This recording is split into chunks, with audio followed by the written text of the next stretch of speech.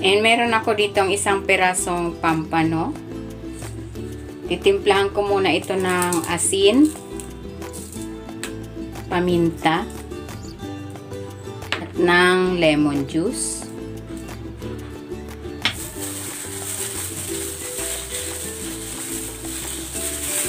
Baliktarin natin. Lagyan uli natin ng asin at ng paminta itong kabilang side. Ng lemon juice.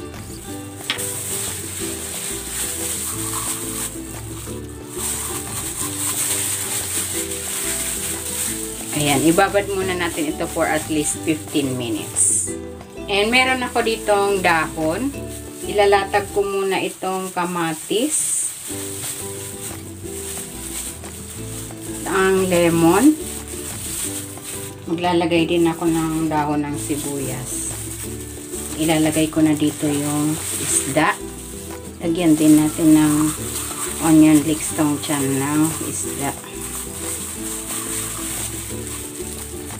Lagay na natin tong sibuyas,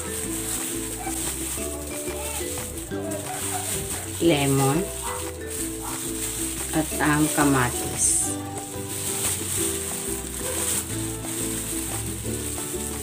At ang natitira pang onion leeks.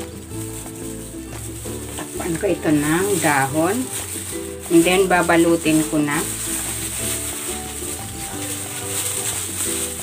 Tali natin tong dulo.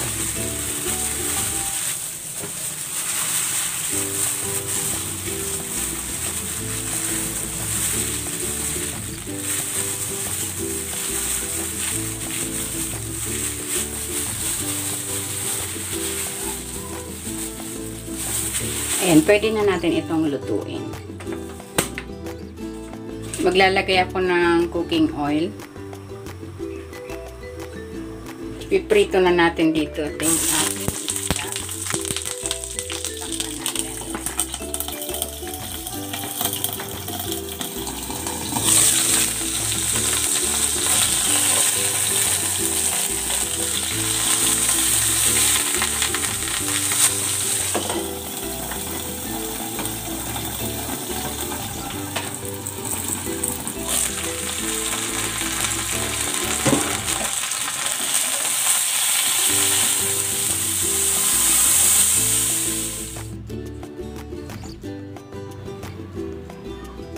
Eto na, ready na itong ating fish fry in banana leaf.